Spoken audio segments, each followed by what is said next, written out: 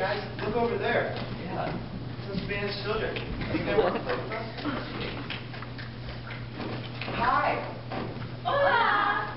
¿Cómo estás? You want to play? ¿Qué? The games? ¿Qué? We're from America. America? ¿Qué es Do tu you know problema? Jesus? Do you know Jesus? No, guys, Oh. we can't do this. There's no hope for us. Hey, wait, guys. I read a verse the other day. Let me find it here quick. It says, His divine power has given us everything we need for life and godliness through our knowledge of Him, who calls us by His own glory and goodness. This verse means that we can do whatever God wants us to do. You know, you're right. Let's try this again. Hola! Hola. Jesus Christ! We have Bible. Spanish Bible. How do you read it then? Let's go learn Spanish. Go learn.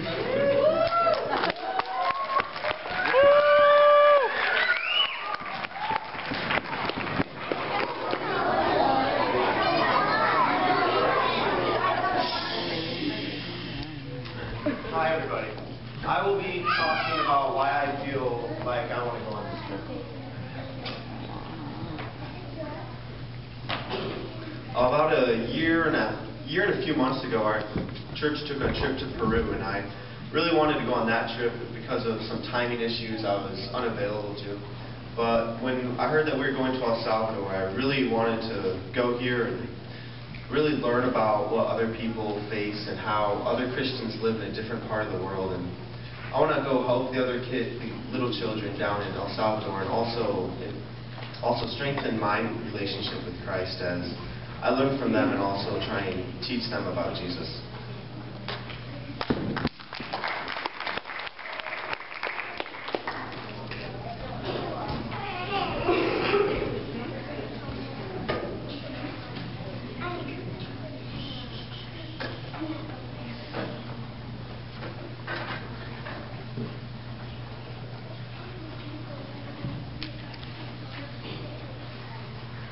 And I'm Ashton, like I said before, and I'll be sharing a little testimony, just a quick, brief summary of my walk with Christ throughout my life. So I grew up in a Christian home and went to Sunday school and church every Sunday. I had 2 older sisters and a younger brother.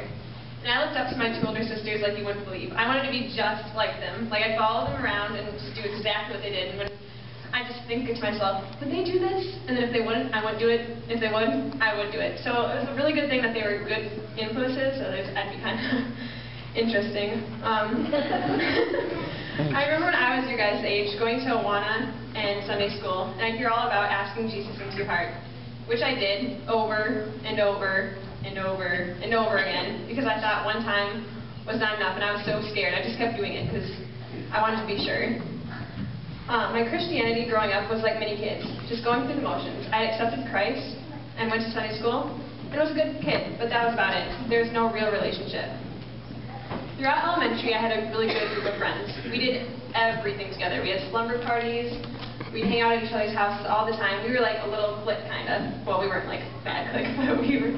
Anyways, and as we got older and we got into middle school, they wanted so badly to be popular that they started going along with other kids and would do stuff that was a really bad influence on me. And right away, God made it really obvious that I needed to get away from that.